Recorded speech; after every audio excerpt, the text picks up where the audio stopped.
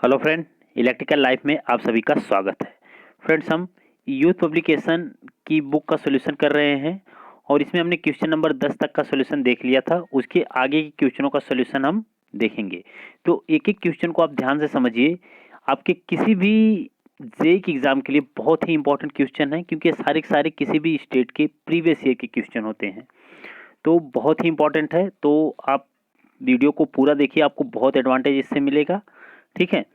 और अगर हाँ आप चैनल पर नए हो तो प्लीज़ सब्सक्राइब कर दीजिए, शेयर कर दीजिए अपने फ्रेंड के संग। ओके, तो चलिए हम अपने पहले क्वेश्चन से स्टार्ट करते हैं। तो हमारा आज का पहला क्वेश्चन है, mechanical energy is a supply to a DC generator at the rate of 4200 joule per second. The generator delivers 32.2 ampere at 120 volt. The efficiency of the generator is. तो जनरेटर की इफिशियंसी पूछा है आपसे। तो क्या कह रहा है क्वेश्चन को, अगर आप ध्यान से समझिए तो 4200 जूल पर सेकेंड की दर से एक डीसी जनरेटर को मैकेनिकल ऊर्जा की आपूर्ति की जाती है। जनरेटर जो है वो 120 वोल्ट पर 32.2 एम्पियर मतलब करंट देता है। तो जनरेटर की इफिशियंसी यानी दक्षता आपको बतानी है। तो देखिए, इसको आपको सबसे पहले ये पता होना चाहिए कि जो इफिशियंसी है, इफिशियंसी का फॉर्मूला क्या होता है। तो इफिशियंसी के लिए फॉर्मूला आपका होता है आउटपुट अपान इनपुट और मल्टीप्लाई कर देते हैं हम 100 में, तो हमको परसेंटेज मतलब इफिशियंसी निकल जाती है। तो आपको इफिशियंसी का फॉर्मूला पता है कि आउटपुट बटे इनपुट होता है। ठीक है।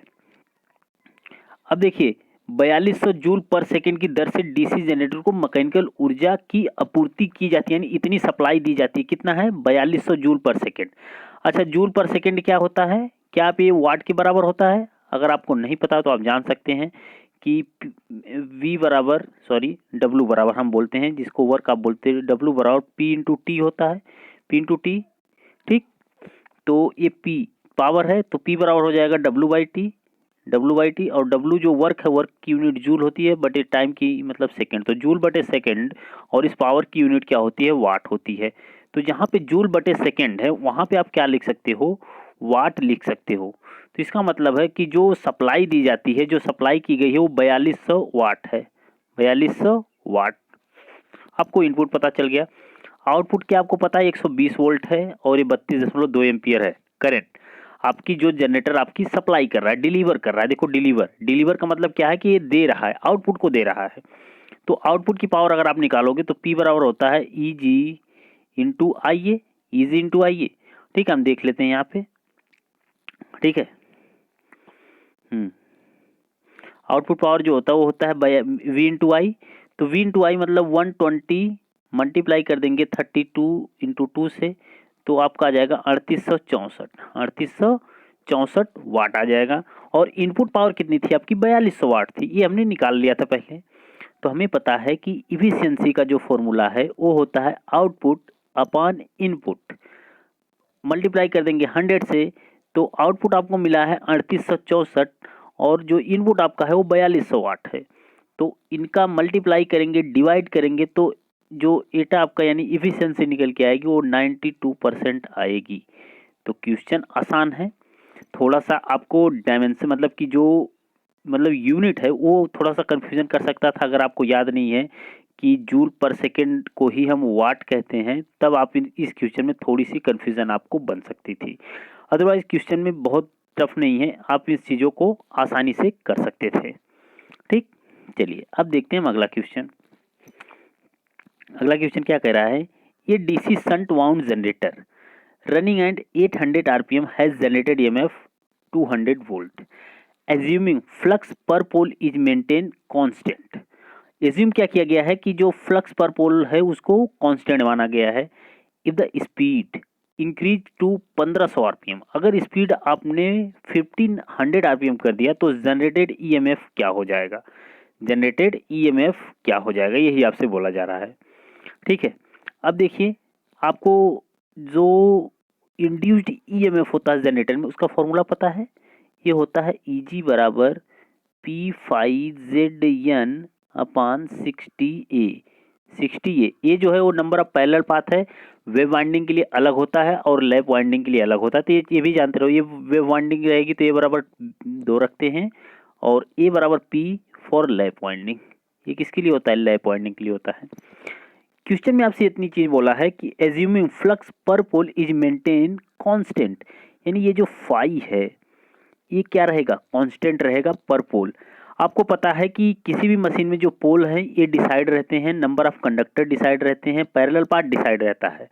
ठीक है, पैरेलल पाथ डिसाइड रहने का मतलब कि कोई भी जनरेटर आप बनाओगे तो उसमें आपको एक कंफर्म रहेगा कि आपके पास लैप वाउंड होगा कि वेव वाउंड होगा, कितने नंबर ऑफ पोल्स होंगे और कितने उसमें कंडक्टर्स होंगे, ये सारी चीज़ें फिक्स होती हैं। लेकिन क्वेश्चन में एक नई चीज़ भी बोल दिया है कि इसमें फ्लक्स को भी आपने क्या मान लिया है? कांस्टेंट मान लिया है। तो आप ध्यान से देखो, अगर फ्लक्स कांस्टेंट है, पी कांस्टेंट है, जेड कांस्टेंट है, ए कांस्टेंट है, सब की सब चीज़ें कांस्टेंट है, लेकिन स्पीड 800 आरपीएम से बढ़ के कितना हो गई? 1500 आरपीएम हो गई। तो इसका मतलब है कि ये जो ईजी क्या है? Induced EMF in A generator. Generator में इंड्यूस्ड ईएमएफ है तो यह ईजी डायरेक्टली प्रोपोर्शनल हो जाएगा स्पीड के। तो इसको हम लिख सकते हैं ईजी प्रोपोर्शनल एन, ऐसे लिखेंगे। अब इसका मतलब है, आप ध्यान से समझो कि जब आपके पास 200 वोल्ट था, कितना था? 200 वोल्ट था, तो आपके पास कितनी स्पीड थी? आपके पास थी 800। या फिर हम कह सकते हैं कि जब हमारे पास 800 स्पीड थी तो हमारे पास कितना वोल्टेज था? 200 वोल्ट था। लेकिन जब हमारे पास स्पीड कितनी हो गई? 1500। चलो मैंने स्पीड कितनी हो गई? 1500 हो गई। तो जब स्पीड 1500 हो जाएगी तो 200 गुणे 1500 बटे 800, यही तो करेंगे। ठीक है, बस इसमें आप निकाल लो, आपका आंसर मिल जाएगा। ठीक है, और आपको इसमें कुछ भी नहीं करना है, इस चीज़ को आप कंफर्म कर लो। ठीक है, देखो कैसे मैंने बताया। जैसे देखो, अगर इस क्वेश्चन को आप निकालना चाहो तो ये जो मतलब मेथड दिया है कि E1 अपान E2 बराबर N1 अपान N2, ऐसे करके निकाल लो, तब भी आसान है, कोई दिक्कत नहीं है। लेकिन अगर आप थोड़ी बहुत मैथमेटिक्स जानते हो तो उसमें नॉर्मली हम क्या करेंगे कि जैसे आपको पता है कि 800 आरपीएम था तो हमारे पास वोल्टेज कितना था? 200 वोल्ट था। फिर एक यानी स्पीड अगर मान लो 1 आरपीएम है तो फिर कितना हमारे पास होगा? 200 बटे 800। 200 बटे 800 कितना वोल्टेज होगा 1 आरपीएम पे? 1500 आरपीएम पे कितना हो जाएगा? 1500 आरपीएम पे। तो 1500 का मल्टीप्लाई कर देंगे हम 200 गुणे 1500 बटे 800। तो यही मैंने किया है। देखो इस क्वेश्चन में भी यही मिला है आपको, जब हम मतलब इसको सॉल्यूशन देख रहे हैं तब भी वही मिला है। तो आपके करने का ना तरीका बस पता होना चाहिए। आपको ज़रूरी नहीं है कि फॉर्मूला क्या लगाना है, फॉर्मूला याद है तो फिर ठीक है, नहीं याद है तो आप ऐसे क्वेश्चन को इस तरीके से भी भली भांति कर सकते हैं। तो आपका आंसर निकल के आएगा E2 equal to 375 volt, 375 volt हो जाएगा। ओके, चलिए अब देखते हैं हम अगला क्वेश्चन। अगला क्वेश्चन क्या कह रहा है? DC generator used for voltage drop compensation is known as. एक वोल्टता पतन प्रतिकार के लिए प्रयोग किया जाने वाला डीसी जनरेटर इनमें से किस रूप में जाना जाता है? तो आपके पास है series generator, shunt generator, community compound generator या फिर डिफरेंशियल कंपाउंड जनरेटर। यानी कौन सा ऐसा जनरेटर है जिसको हम क्या करते हैं? वोल्टेज ड्रॉप के लिए, मतलब वोल्टेज ड्रॉप के कंपनसेशन के लिए यूज करते हैं। तो वह आपका होता है श्रेणी जनरेटर। यानी सीरीज जनरेटर जो होता है वह एक बूस्टर के रूप में यूज होता है, एक बूस्टर के रूप में यूज होता है, जो कि कहाँ भी यूज होता है? फीडर में, जहाँ पे वोल्टेज ड्रॉप आपका होता है उसको मेंटेन करने के लिए, यानी उसको वोल्टेज ड्रॉप को कंपनसेट करने के लिए हम लोग श्रेणी जनरेटर यानी सीरीज जनरेटर का इस्तेमाल करते हैं ट्रांसमिशन लाइन में, फीडर के पास। ओके, देखिए इसे बूस्टर भी कहते हैं। कभी कभी आपसे ये पूछता है कि जो बूस्टर जनरेटर होता है, यानी फिर जो बूस्टर के लिए कौन सा जनरेटर यूज किया जाता है। बूस्टर मतलब बूस्ट करना, यानी वोल्टेज को बूस्ट कर देता है, बढ़ा देता है, यानी कंपनसेशन को कम करेगा। इसका मतलब वोल्टेज ड्रॉप कम होगा तो इसका मतलब वोल्टेज आपका बढ़ जाएगा, बस मतलब यही है। ठीक है, तो आप देखेंगे कि जब डीसी जनरेटर का उपयोग वोल्टता पार प्रतिरूप पूरक के रूप में किया जाता है, यानी जो डीसी जनरेटर है, डीसी जनरेटर में कौन सा generator? Series generator. DC generator में कौन सा? Series generator. तो इसे बूस्टर कहते हैं। यह मुख्यतः डीसी सीरीज जनरेटर होता है। ठीक है, जिसे हम बूस्टर कहते हैं वो कौन सा होता है? मुख्यतः सीरीज जनरेटर होता है, जो कि लाइन के श्रेणी क्रम में जुड़कर, क्या बोला कि मतलब इसमें कि लाइन के श्रेणी क्रम में जुड़कर गिरे हुए वोल्टापात की क्षतिपूर्ति करता है, यानी गिरे हुए यानी कि जो वोल्टेज ड्रॉप हुआ है उसको मेंटेन करता है, उसको कांस्टेंट करता है। यह कम वोल्टता का उच्च धारा युक्ति है। यह कम वोल्टता तथा उच्च धारा वाली युक्ति है। ध्यान समझना कि सीरीज जनरेटर जो बूस्टर के रूप में इस्तेमाल करते हैं वह कम वोल्टेज तथा हाई करंट का होता है, यानी लो वोल्टेज तथा हाई करंट वाला होता है। इसका उपयोग प्रायः लंबी संचरण लाइनों में किया जाता है। और इसका उपयोग कहाँ पे करते हैं? लंबी संचरण लाइनों में किया जाता है, जहां पर लंबी दूरी के कारण वोल्टता का मान निर्धारित मान से कम होने पर किया जाता है। ठीक है, तो लॉन्ग ट्रांसमिशन लाइन में हम लोग इसका इस्तेमाल करते हैं। चलिए अब देखते हैं अगला क्वेश्चन। अगला क्वेश्चन है lap winding is must suitable for, यानी लैप वाइंडिंग सबसे ज़्यादा उपयोगी होता है। लैप वाइंडिंग सबसे ज़्यादा उपयोगी होता है। ऑप्शन आपके क्या क्या हैं, ध्यान से देखिए। ऑप्शन आपके हैं low voltage low current machine, high voltage high current machine, low voltage high current machine, high voltage low current machine. किस में होता है आपको यही बताना है। तो आपको पता है क्वेश्चन आपका है लैप वाइंडिंग, कौन सा है? लैप वाइंडिंग है। लैप वाइंडिंग, तो लैप वाइंडिंग आपका इस्तेमाल होता है लो वोल्टेज हाई करंट मशीन के लिए, लो वोल्टेज हाई करंट मशीन के लिए। ठीक है, तो देखिए लैप वाइंडिंग सबसे ज़्यादा निम्न वोल्टता व उच्च धारा मशीनों हेतु उपयोगी होता है। मैंने क्या बताया कि जो लैप वाइंडिंग है वो लो वोल्टेज के लिए होगा तथा हाई करंट के लिए होगा। इसमें समांतर पथों की संख्या कुल ध्रुवों की संख्या के बराबर होती है। तो आपको ये इंपॉर्टेंट पॉइंट है, इसे भी आपको याद रखना है कि जो इसमें नंबर ऑफ पैरेलल पाथ होंगे वो होंगे आपके पी के बराबर, यानी जो उसमें नंबर ऑफ पोल्स का इस्तेमाल किया गया है। ठीक है, तो ये जो होगा वह पी के बराबर होगा। अतः समांतर पथ अधिक होने के कारण इनकी धारा वहन क्षमता उच्च हो जाती है। तो आपको एक चीज और याद रखना है कि जिसमें भी समांतर क्रम करने से, ठीक है, अगर किसी सर्किट की बात कर लो या फिर किसी मशीन की बात कर लो, अगर आप उसको समांतर क्रम में जब भी ऐड करोगे ना तो करंट की जो रेटिंग होती है वह बढ़ जाती है। करंट की रेटिंग जो होती है वो क्या हो जाती है? बढ़ जाती है। तो इसलिए कि इसमें नंबर ऑफ पैरेलल पाथ बराबर होते हैं नंबर ऑफ पोल्स के, जिसके कारण से इसकी धारा वहन क्षमता क्या हो जाती है? अधिक हो जाती है, जबकि निर्धारित वोल्टता कम होती है। ये भी याद रखना है कि निर्धारित वोल्टता यानी जो रेटिंग वोल्टेज है, यानी वोल्टेज की जो रेटिंग है वो क्या होती है? लो होती रहती है। ठीक है, इसलिए इसका प्रयोग अधिक धारा सप्लाई के लिए किया जाता है। अगर आपसे पूछता कि वेव वाइंडिंग, ठीक है, वेव वाइंडिंग का उपयोग उच्च वोल्टता व निम्न धारा के लिए किया जाता है।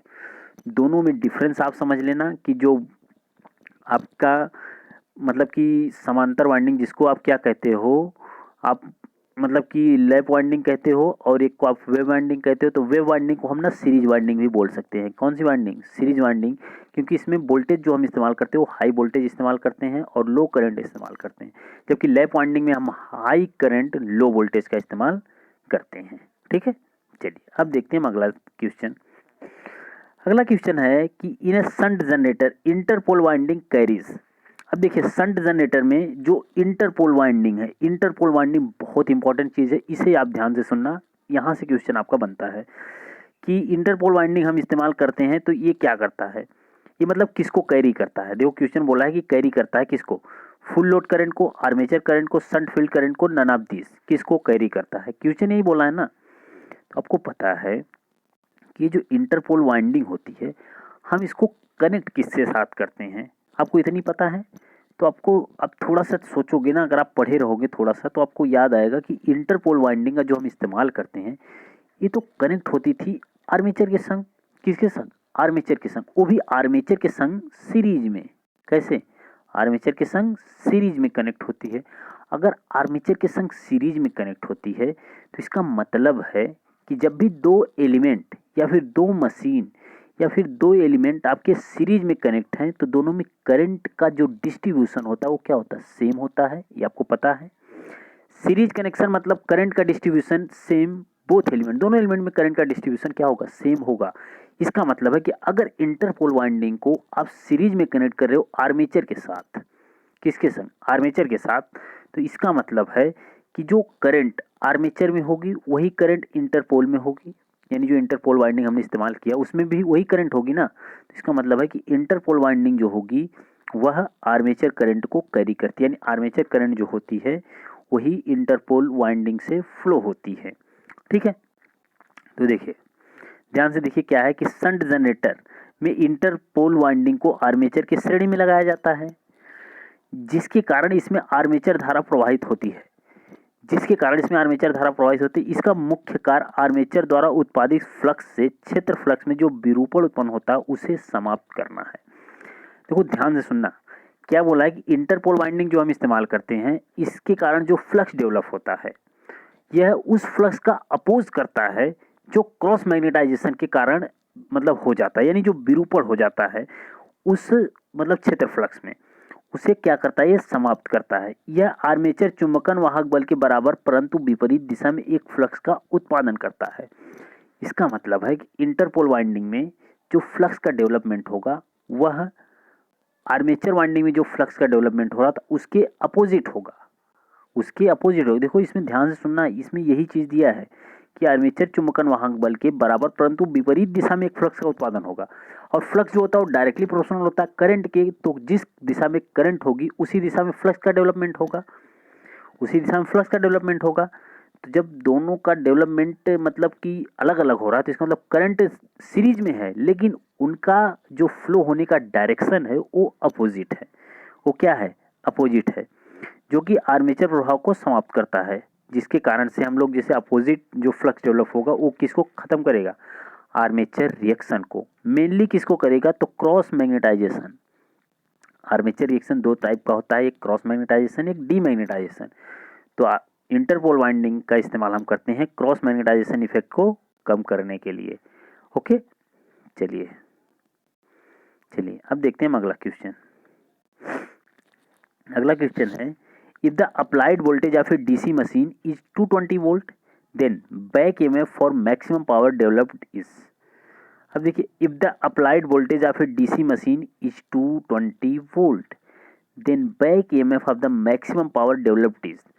क्वेश्चन बोला है मैक्सिमम पावर डेवलप जब हो रही है तो डीसी मशीन की प्रयुक्त वोल्टता यदि 220 वोल्ट हो तो अधिकतम विकसित शक्ति है तो बैक ईएमएफ होगा।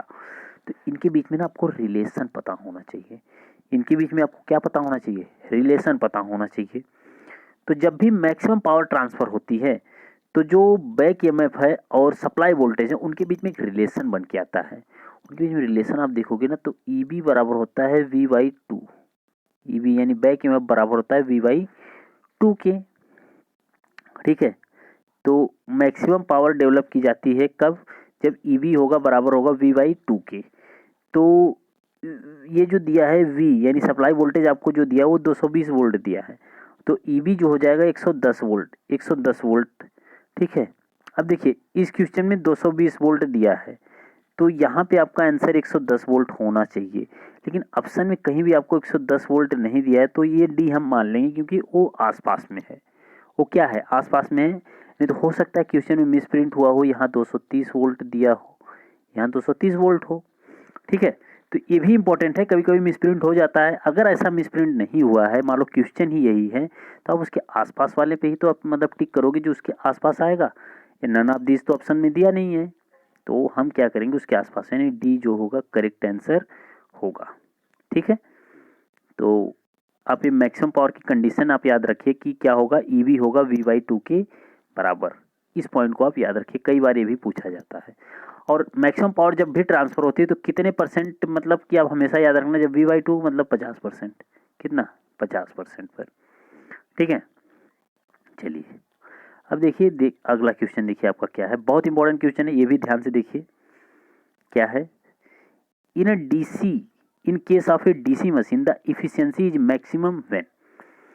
अब देखिए डीसी मशीन के केस में इफिशियंसी आपकी मैक्सिमम होगी कब? जब फ्रिक्शनल लॉस आपकी कॉपर लॉस के बराबर होगी, जब copper loss in armature circuit constant loss के बराबर होगी, या फिर copper loss in the field circuit constant loss के बराबर होगी, या फिर आपका जो ऑप्शन नंबर डी दिया है कि वाइंडिंग रेजिस्टेंस बराबर होगा वाइंडिंग रिएक्टेंस के। ठीक है, तो देखिए आप चाहे डीसी मशीन पढ़ो, चाहे कोई भी मशीन पढ़ो, आपकी इफ़िशियंसी तभी मैक्सिमम होती है जब आपकी, देखो ध्यान से सुनना, जब आपका कांस्टेंट लॉस, कौन सी लॉस, कांस्टेंट लॉस बराबर होता है वेरिएबल लॉस के, बराबर होता है किसके, वेरिएबल लॉस के। अब किसी भी मशीन में वेरिएबल लॉस आपका कौन सा होता है, सीयू लॉस, जिसको हम कॉपर लॉस बोलते हैं, कॉपर लॉस, या फिर जिसको लोड लॉस बोलते हैं, जो लोड के ऊपर डिपेंड करता है। तो ये जो सीयू लॉस है ना, ये लोड के ऊपर डिपेंड करता है आपका, तो ये आपका होता है वेरिएबल लॉस। कांस्टेंट लॉस आपका होता है कि जो लोड के साथ वेरी ना करता हो, जैसे आयरन लॉस, आयरन लॉस में कौन सा था, eddy current loss, hysteresis loss. ये आपका लोड के ऊपर वेरी नहीं करता, लोड आपका घटे बढ़े इससे कोई फर्क नहीं पड़ता, ये लॉस आपकी फिक्स होती है, ठीक है, ये लोड से निर्भर नहीं है, तो इसको हम बोलते हैं कांस्टेंट लॉस। तो जब हमारा कांस्टेंट लॉस वेरिएबल लॉस के बराबर हो जाएगा, यानी कांस्टेंट लॉस और वेरिएबल लॉस दोनों आपस में हो गए बराबर, तो जैसे ही बराबर होंगे तभी आपकी जो इफ़िशियंसी हो जाएगी वो क्या हो जाएगी, मैक्सिमम हो जाएगी, वो क्या हो जाएगी, मैक्सिमम हो जाएगी, ठीक है। तो इफ़िशियंसी को मैक्सिमम करने के लिए दोनों लॉसेस का बराबर होना जरूरी है। बराबर होने का मतलब कि वेरिएबल लॉस कांस्टेंट लॉस के बराबर हो, या फिर आपका कॉपर लॉस कांस्टेंट लॉस के बराबर हो। देखो किसी भी तरह से आपको मतलब बताना है, आपको याद रहे, वेरिएबल लॉस मतलब कॉपर लॉस होता है, ठीक है। तो इसमें जो आंसर दिया वो ऑप्शन नंबर बी, यानी डीसी मशीन के संबंध में दक्षता अधिकतम होने के लिए ताम्र हानि स्थिर हानि के बराबर होना चाहिए, यानी जो कॉपर लॉस है वो कांस्टेंट लॉस के बराबर होना चाहिए, ठीक है। ये देखिए ये आपका है, कॉपर लॉस बराबर होगा कांस्टेंट लॉस के, ठीक। चलिए अब देखते हैं अगला क्वेश्चन। अगला क्वेश्चन आपका है, the yoke in a large DC machine is made of. तो जो योक होता है डीसी मशीन का, ये किस चीज़ का बना होता है, डीसी मशीन में योक किस चीज़ का बना होता है, तो ये आपका बना होता है माइल्ड स्टील का, grain oriented steel, cast iron, या फिर कास्ट सिलिकॉन स्टील का, किस चीज़ का बना होता है, यही आपसे पूछा जा रहा है, तो आपको बताना है, बताइए किस चीज़ का बना होगा।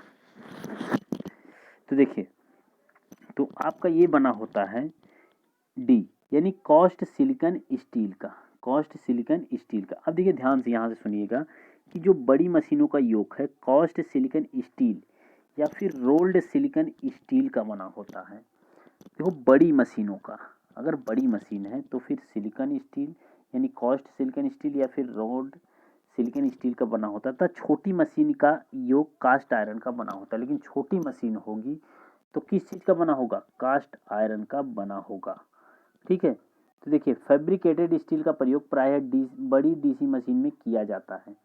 तो कभी कभी ये भी होता है कि फैब्रिकेटेड स्टील का भी इस्तेमाल हम बड़ी डीसी मशीनों में करते हैं, ठीक है।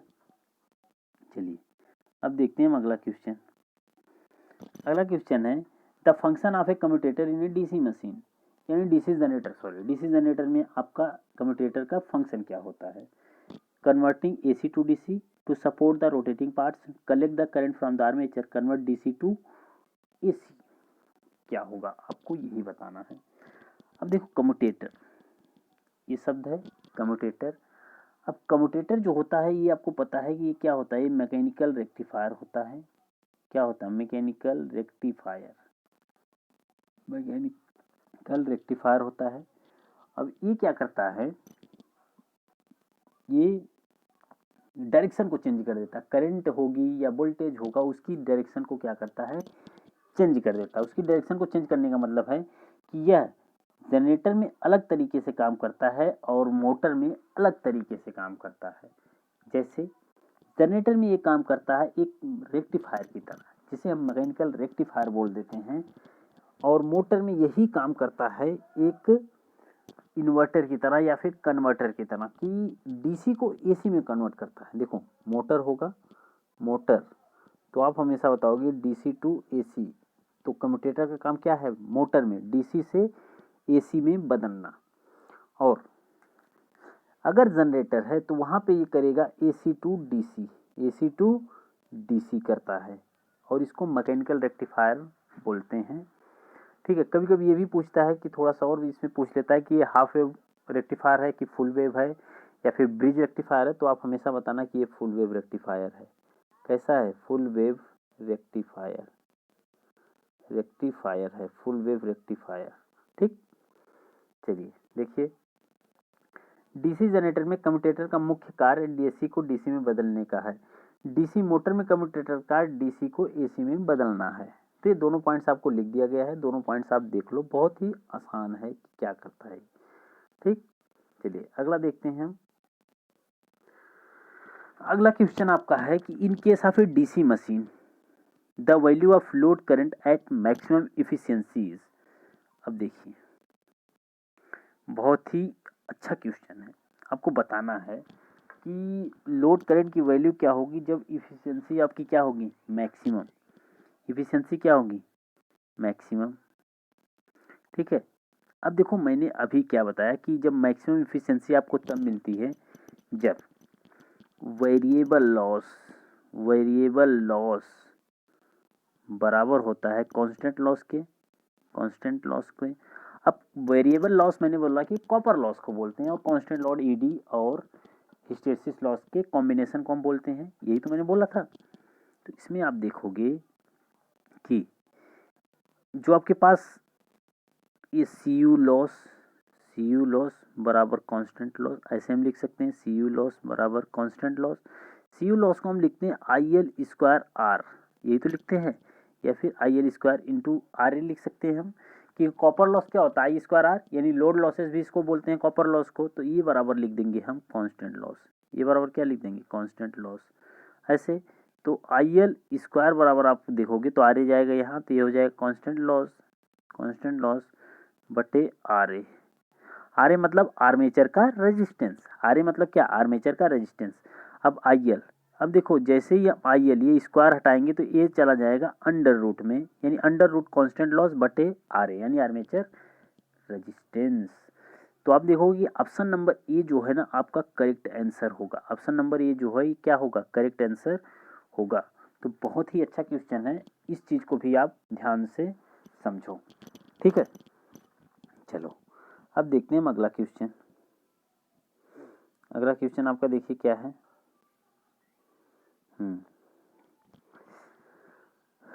देखिए, ये DC shunt generator having terminal voltage of 250 volt is delivering 195 ampere to load. 195 ampere की लोड करंट है। Its armature and field winding resistance R. तो आर्मेचर का रेजिस्टेंस और फील्ड वाइंडिंग का रेजिस्टेंस आपका 0.02 ओम एंड 50 ओम दिया है। What will be the value of generated EMF. तो जनरेटेड ईएमएफ की वैल्यू क्या होगी? ईजी का मान आपसे पूछ रहा है। ठीक है, यही तो आपसे पूछ रहा है। अब देखो इसमें आपको करना क्या है, क्या क्या चीजें दिया हुआ है।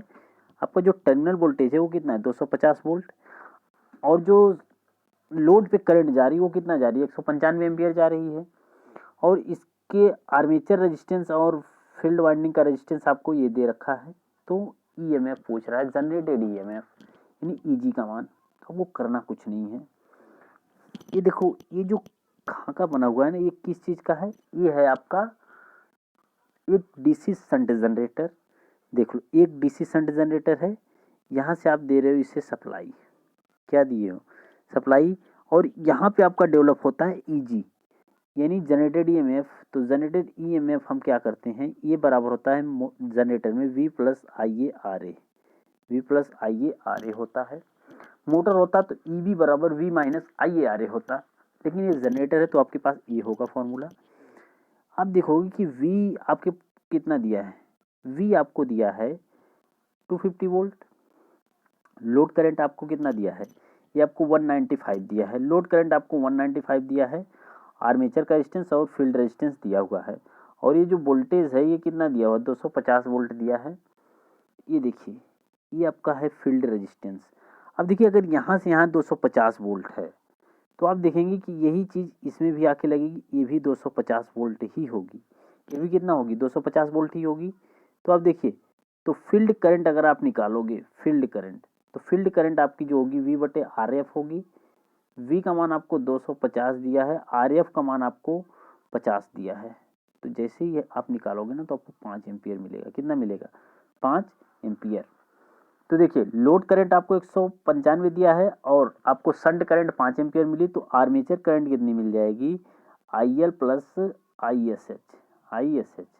तो IL आपके पास है 195 प्लस 5, तो हो जाएगा 200 एम्पियर, 200 एम्पियर हो जाएगा। तो 200 एम्पियर आपको मिल गया, तो बस आपको कुछ नहीं करना, EG बराबर क्या है, V plus IA R A, V plus IA R A है। V का मान कितना है 250 वोल्ट प्लस IA का मान 200 प्लस RA का मान 0.02। बस आपको कुछ नहीं करना, मल्टीप्लाई करके ये कर लेना, आपको देखोगे 254 वोल्ट आपको मिल जाएगा। ठीक है, 254 वोल्ट, तो जो कि ऑप्शन नंबर डी में आपको दिया हुआ है। तो क्वेश्चन कठिन नहीं है, बस फॉर्मूला याद हो आप कर ले जाओगे।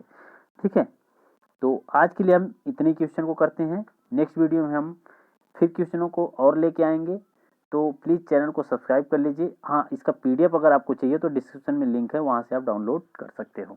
Okay, thank you.